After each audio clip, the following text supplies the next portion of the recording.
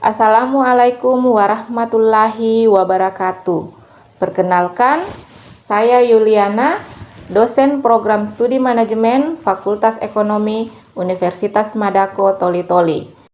Bidang ilmu saya adalah mengajar konsentrasi manajemen keuangan. Pada hari ini, saya akan menjelaskan teknik pengajaran saya dalam perkuliahan, yaitu menggunakan metode pembelajaran daring hybrid, di mana metode ini adalah metode pembelajaran yang menggabungkan belajar online dengan tatap muka. Konsep ini sudah saya lakukan kurang lebih 2 semester sambil tetap melihat situasi dari pandemi di kota kami. Metode ini saya gunakan pada salah satu mata kuliah yang saya ampuh, yaitu mata kuliah manajemen risiko dengan bobot 3 SKS. Deskripsi singkat mata kuliah. Risiko berkaitan dengan kondisi terjadinya deviasi yang menyebabkan kerugian. Dalam dunia usaha, kondisi ini senantiasa ada dan menuntut perhatian manajemen untuk mengelolanya dengan tepat. Inti pembahasan manajemen risiko meliputi konsep risiko, manajemen risiko, identifikasi atas risiko yang ada, mengukur beratnya risiko, dan menanganinya dengan pendekatan atau strategi tertentu. Selanjutnya, mengenal jenis-jenis risiko dalam dunia usaha. Capaian pembelajaran mata kuliah. Nah, setelah mempelajari mata kuliah ini, diharapkan pada mahasiswa yang pertama, memiliki pengetahuan konseptual mengenai konsep risiko dan manajemen risiko. Yang kedua, kemampuan menjelaskan bagaimana cara mengidentifikasi, mengukur, menghitung, dan mengendalikan risiko. Yang ketiga, memiliki kemampuan untuk mengambil keputusan dalam meminimalisir risiko-risiko yang terjadi pada dunia usaha, seperti risiko kredit, risiko pasar, risiko suku bunga, risiko operasional, risiko falas, risiko perbankan, risiko likuiditas, dan risiko fraud atau risiko kecurangan. Referensi yang saya gunakan dalam mata kuliah ini adalah buku dari Bapak Dr. Andus Kasidi MSI, Bapak Irham Fahmi SE MSI, dan Bapak Dr. Mamdu M. Hanafi MBA. Pokok-pokok bahasan yang akan diajarkan dalam satu semester dengan 14 kali pertemuan adalah: pertemuan pertama, konsep risiko; kedua, manajemen risiko; ketiga, identifikasi risiko; keempat, pengukuran risiko; yang kelima, pengendalian risiko; dan yang keenam, pembelanjaan risiko. Yang ketujuh, risiko kredit. Nah, setelah pertemuan ketujuh, kita masuk pada pertemuan 8, yaitu melakukan ujian tengah semester. Untuk selanjutnya, kita masuk pada pertemuan 9. Pada pertemuan 9, kita akan membahas risiko pasar, ke-10 risiko suku bunga, yang ke-11 risiko operasional, yang ke-12 risiko valuta asing, yang ke-13 risiko perbankan, ke-14 risiko likuiditas, dan yang terakhir adalah risiko fraud. Nah, setelah kita membahas risiko fraud, kita masuk pada pertemuan terakhir, yaitu melakukan ujian akhir semester. Selama 14 kali pertemuan, metode pembelajaran yang dilaksanakan menggunakan DIA, yaitu Delivery, Interaction, dan Assessment. Pada saat belajar online, saya menggunakan delivery dengan media Zoom Cloud Meeting untuk menjelaskan materi ajar saya, Gmail untuk menerima tugas dari mahasiswa, dan grup WhatsApp untuk mengirim materi atau tugas, penyelesaian soal, diskusi, atau tanya jawab dengan mahasiswa. Setiap mata kuliah yang saya ampuh, saya selalu meminta tolong kepada mahasiswa yang menjadi ketua tingkat untuk membuat grup mata kuliah agar memudahkan akses interaksi atau komunikasi antara dosen dan mahasiswa. Mengingat kami tinggal di kota kabupaten yang akses jaringannya terkadang kurang baik. Pada perkuliahan tatap muka, pengajaran saya tidak terfokus bahwa mengajar itu selalu harus dalam kelas. Terkadang jika materinya bisa didiskusikan, misalnya ada pokok bahasan tertentu dalam mata kuliah manajemen risiko ini, saya sebagai dosen biasa memberi ide kepada mahasiswa agar kami diskusi di ruang terbuka, namun tetap dalam lingkungan kampus. Dan alhamdulillah mereka sangat antusias. Sebagai dosen, belajar di ruang terbuka itu lebih memudahkan saya dalam berinteraksi dan membangun komunikasi yang baik dan ceria dengan mahasiswa. Mereka juga kelihatan lebih nyaman dan santai dalam berdiskusi, bertanya ataupun menjawab pertanyaan dari dosen atau teman-temannya. Untuk asesmen atau sistem penilaian, untuk penilaian, saya mengacu pada kontrak perkuliahan yang sudah disepakati pada pertemuan awal, yaitu ada 6 kriteria. Yang pertama, presentase kehadiran, tugas, kuis, sikap, nilai ujian tengah semester, dan nilai ujian akhir semester. Demikianlah deskripsi singkat salah satu dari mata kuliah yang saya ampu, yaitu mata kuliah manajemen risiko. Untuk selanjutnya, video pengajaran saya dapat dilihat dalam video berikutnya. Lebih dan kurangnya saya mohon maaf. Wabillahi taufik wal hidayah. Wassalamualaikum warahmatullahi wabarakatuh. Assalamualaikum warahmatullahi wabarakatuh. Waalaikumsalam warahmatullahi wabarakatuh. Salam. Apa kabar semua? Semua sehat? Alhamdulillah sehat, Bu. Sehat, Bu. Mana jaringan di daerah kalian masing-masing? Ini masih ada yang di kampung atau semua sudah di kota? Lumayan, Bu. Masih ada yang di kampung? Di kota semua kayaknya ini, Bu. Apa ada MK? Oke, alhamdulillah. Nah, Bu. ini pertemuan pertama kita. Jadi sebelum kita masuk pada materi, artinya kita harus membuat kontrak perkuliahan, ya. Nah, ini pertemuan perdana kita untuk mata kuliah manajemen risiko, ya. Ya, Bu. Harus sebelum masuk materi kita harus membuat kontrak perkuliahan seperti yang sudah dilakukan sebelum-sebelumnya ya di semester kemarin.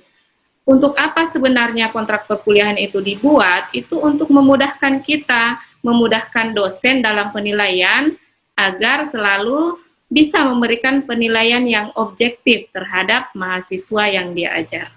Oke? Dengan kalian juga bagus ya jika sudah ada kontrak perkuliahan, artinya kalian bisa memprediksikan nilai akhir yang kalian dapatkan nanti pada saat setelah ujian akhir semester ya. Nah, selain itu, selain kontrak perkuliahan, kita juga harus membuat komitmen dengan aturan-aturan dalam perkuliahan. Misal, salah satunya tentang keterlambatan. Ya. Bukan hanya mahasiswa, tapi juga dengan dosennya. Jadi kita harus buat kesepakatan, ya. Apakah nantinya pada saat kita daring atau tatap muka. Nah, misalnya, kalau pada saat kita daring, itu harus ditentukan.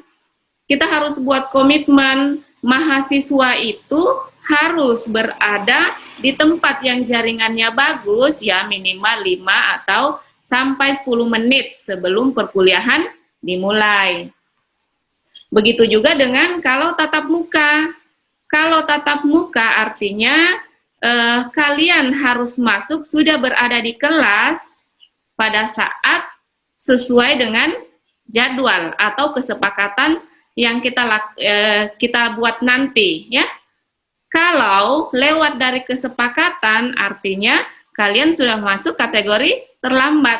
Nah, kalau terlambat pasti ada konsekuensinya ya. Konsekuensi sesuai dengan kesepakatan yang dibuat dan telah disepakati, oke? Ya. Nah, setelah ada komitmen dengan kontrak perkuliahan dan aturan-aturan perkuliahan, selanjutnya Ibu akan menyampaikan pokok-pokok bahasan yang akan kita bahas pada pertemuan 14 kali ya. dalam mata kuliah manajemen risiko ini. Entah kita nanti kuliahnya secara daring atau tatap muka, ya. Nanti menyesuaikan situasi dan kondisi pandemik, ya, di wilayah kita, Kota Toli-Toli. Oke. Nah, untuk selanjutnya RPS. Berbicara RPS, RPS-nya sudah Ibu upload di grup mata kuliah, ya, di grup WhatsApp mata kuliah untuk mata kuliah manajemen risiko. Ibu yakin kalian sudah melihatnya karena Ibu uploadnya tadi malam. Jadi paling tidak kalian sudah tahu pokok-pokok bahasan yang akan kita pelajari sampai 1 semester, ya. Oke, kita masuk pada materi, ya.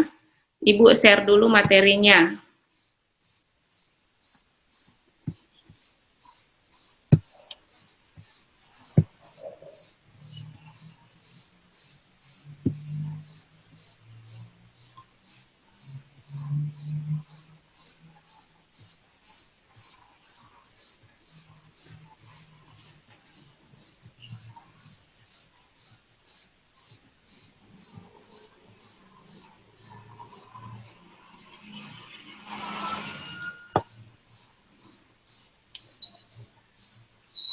Kalian bisa lihat slide-nya?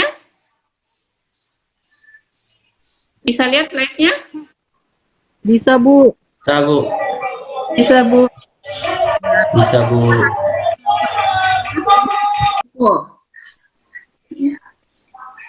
Nah, capaian pembelajaran dalam mata kuliah manajemen risiko, khususnya konsep risiko ini, ada 3, ya. Yang pertama, capaian pembelajarannya setelah kalian mempelajari pokok bahasan konsep risiko ini diharapkan pada kalian dapat memahami pengertian risiko, kalian dapat membedakan, ya, yang mana yang masuk risiko spekulatif dan yang mana yang masuk risiko murni. Dan kalian juga dapat memahami dan bisa memberi contoh peristiwa-peristiwa yang dapat menimbulkan risiko murni dan risiko spekulatif.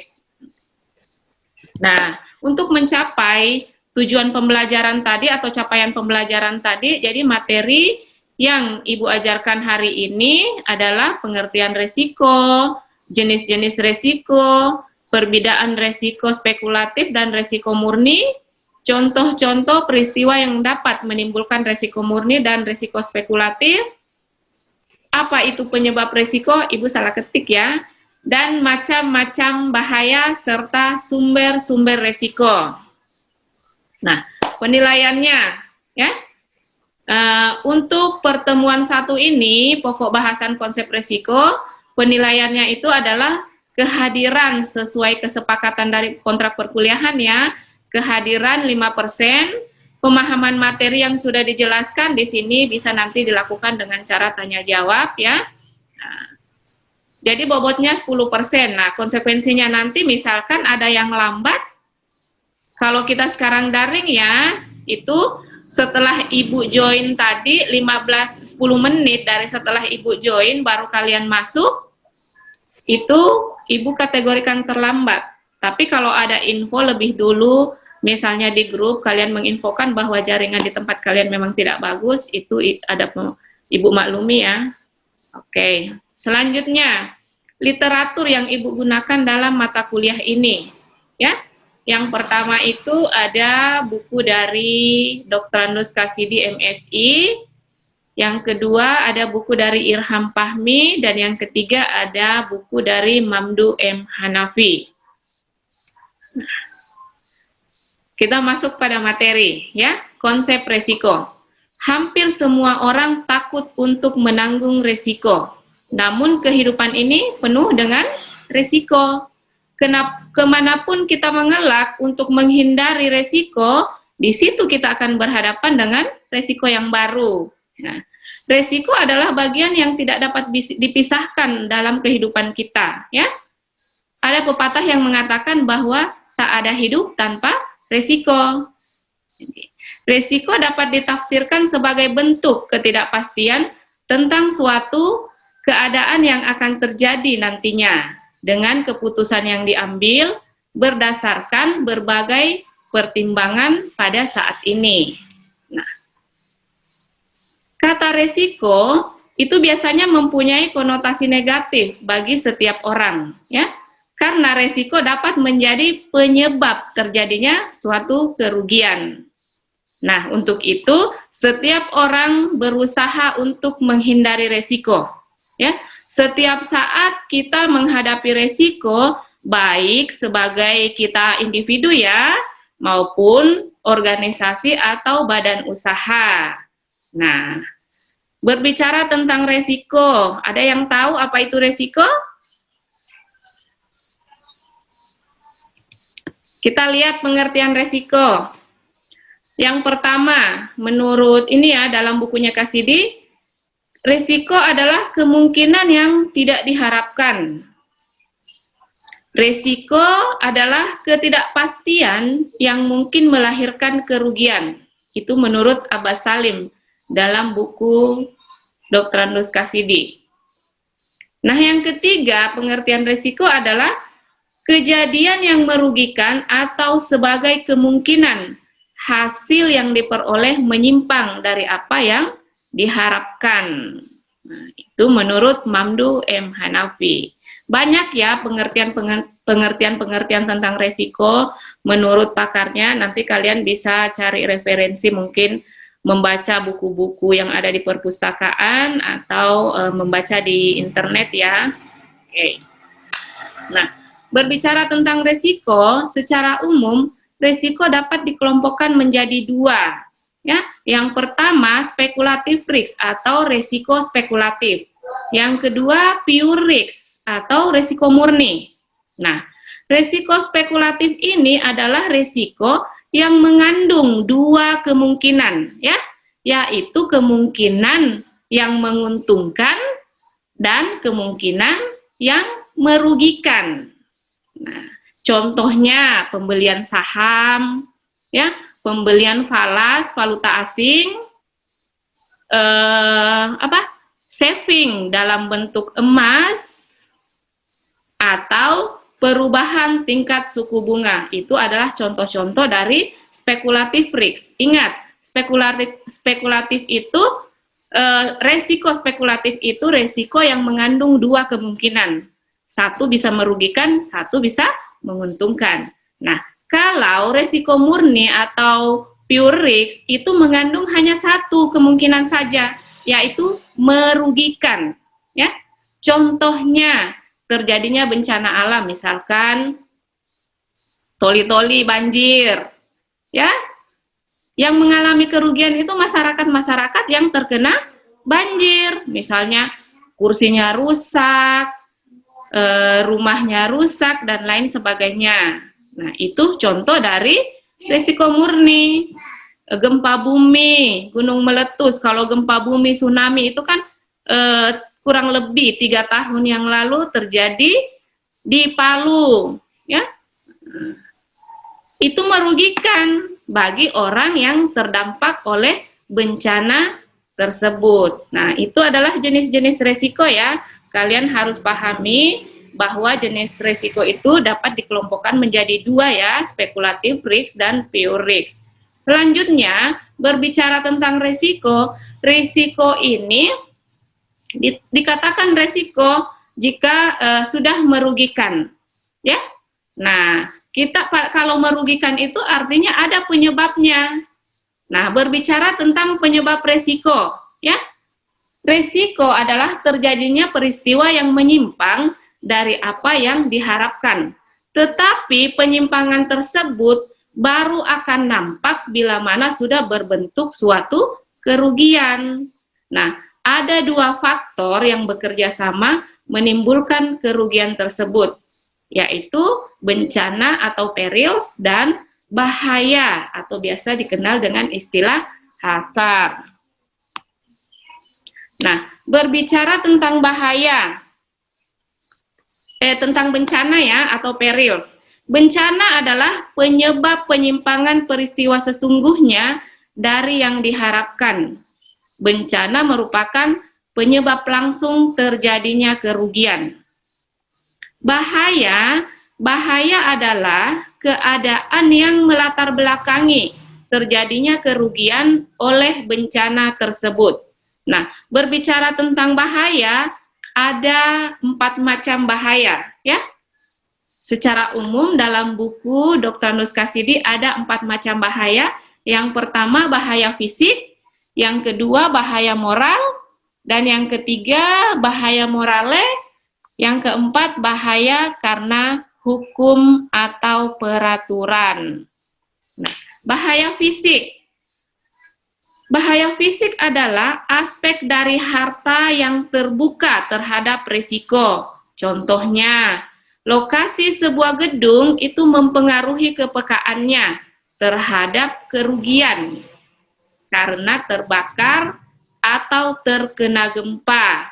Contohnya, misalnya suatu gedung yang dilengkapi dengan alat pemadam kebakaran yang baik itu memiliki resiko kecil untuk terbakar dibanding gedung yang tidak dilengkapi dengan alat pemadam kebakaran yang baik. Gitu. Sama dengan membangun rumah ya. Nah, kalau kita menggunakan bahan-bahan yang memang sesuai proporsinya, itu rumah itu kemungkinan tidak mudah tidak mudah rubuh dan lain sebagainya. Yang kedua, bahaya moral. Nah, berbicara tentang bahaya moral ini adalah ketidakjujuran, ya. Nah, ketidakjujuran ini dapat menimbulkan kemungkinan terjadinya resiko. Misalkan di dalam satu perusahaan seorang kasir yang tidak memiliki moral yang baik itu bisa saja melakukan penggelapan uang yang bisa merugikan perusahaan. Itu bahaya moral. Nah, selanjutnya bahaya morale. Bahaya morale ini adalah bahaya yang ditimbulkan oleh sikap ketidakhati-hatian atau kurangnya perhatian sehingga dapat menimbulkan terjadinya kerugian. Misalkan bagi laki-laki perokok yang suka membuang puntung rokok sembarangan. Nah, itu puntung rokok yang dibuang sembarangan itu bisa menimbulkan kebakaran. Nah, dari kebakaran itu bisa menimbulkan kerugian, ya. Nah, misalnya kalau dia ke kebun, dia merokok sembarang membuang puntung rokoknya, kena mungkin daun-daun kering dan lain sebagainya, ranting-ranting yang mudah terbakar, itu bisa menimbulkan kebakaran sehingga terjadinya kebakaran hutan. Itu adalah bahaya dari bahaya morale. Nah, yang terakhir, bahaya karena hukum atau peraturan, ya. Nah, bahaya ini adalah suatu bahaya yang timbul karena mengabaikan undang-undang atau peraturan yang telah ditetapkan, ya. Contoh kecilnya seperti misalnya karyawan mesin produksi di dalam mengoperasikan mesin tanpa menggunakan helm pelindung. Nah, pada saat dia mengoperasikan mesin produksi tersebut terjadi kecelakaan kerja. Artinya perusahaan itu sudah tidak mematuhi undang-undang perburuan, ya. Nah, akan menghadapi resiko tuntutan hukum dari buruh lainnya. Sama dengan kalau kalian berkendaraan, sudah tahu kalau berkendaraan itu harus memiliki surat izin mengemudi, SIM, paling tidak kalau naik motor SIM C ya. Nah, kalau kalian tidak memiliki dan kalian lewat di tempat yang ada sweeping, kalian akan ditahan. Kalian akan ditilang. Nah, itu adalah bahaya karena hukum atau peraturan. Nah, selanjutnya kita berbicara sumber-sumber resiko. Ya, secara umum sumber resiko ini ada 3. Yang pertama resiko sosial, yang kedua resiko fisik, dan yang ketiga adalah resiko ekonomi. Nah, berbicara resiko sosial, sosial ini adalah masyarakat luas, ya. Nah, resiko sosial ini sumber utamanya adalah masyarakat. Artinya, tindakan orang-orang yang menciptakan terjadinya, yang menciptakan kejadian ya, yang menyebabkan penyimpangan kerugian. Misalnya pencurian, ya. Dengan adanya pencurian, orang yang dicuri itu kan rugi, mengalami kerugian, ya. Terjadinya huru-hara, itu bisa juga nih, misalnya orang saling ada demonstrasi dan lain sebagainya, sudah saling lempar-lempar, akhirnya orang yang terkena lemparan bisa saja mungkin kena celaka atau rumahnya yang rusak, gitu. Peperangan, nah ini juga masuk pada sumber dari resiko sosial. Nah, yang kedua, resiko fisik. Resiko fisik ini adalah misalnya rumah kita ini bisa dari jika terjadi kerugian bisa disebabkan oleh karena fenomena alam atau tingkah laku manusia. Contohnya kebakaran. Kebakaran ini bisa disebabkan oleh kecerobohan manusia seperti tadi membuang puntung rokok sembarangan. Namun kebakaran juga bisa disebabkan oleh terjadinya petir. Nah, kalau petir itu kan bencana alam, ya. Siapa yang mengendalikan petir? Bisa juga kalau misalnya terjadi kebakaran karena korsleting, nah itu juga bisa terjadi karena kecerobohan manusia yang harusnya menggunakan misalnya pemasangan instalasi listrik atau membuat cok yang harusnya memang kabelnya atau colokan-colokannya itu harus standar ini ya, nasional, tapi dia lebih memilih yang murah, yang tidak memiliki standar itu. Nah itu karena kecerobohannya sendiri. Oke. Yang terakhir adalah resiko ekonomi. Resiko ekonomi adalah resiko yang dihadapi oleh manusia yang bersifat ekonomi. Misalnya terjadinya inflasi, resesi, fluktuasi harga, dan lain-lain. Oke. Selanjutnya, materinya kita sudah selesai untuk pokok bahasan pertama ini. Saya kembalikan kepada kalian. Siapa tahu ada yang mau bertanya, disilahkan. Silahkan dimulai pertanyaannya. Jangan lupa ya, sambil mengisi absen di grup di link yang sudah dikirim dan grup di grup mata kuliah yang sudah dibuat untuk mata kuliah manajemen risiko. Saya Bu mau bertanya. Ya, silahkan. Begini Bu, kan resiko itu kan adalah sesuatu yang tidak diharapkan terjadi. Sedangkan tadi ada Ibu jelaskan resiko yang menguntungkan. Kenapa Bu dia dibilang resiko yang menguntungkan, sedangkan resiko itu yang tidak diharapkan terjadi? Terima kasih. Tadi kita kembali ke ini ya, berbicara jenis-jenis resiko ya. Jenis resiko itu ada dua, yaitu spekulatif risk dan pure risk. Nah, berbicara spekulatif risk ini adalah resiko yang kemungkinan memiliki dua kemungkinan ya, bisa menguntungkan, bisa merugikan.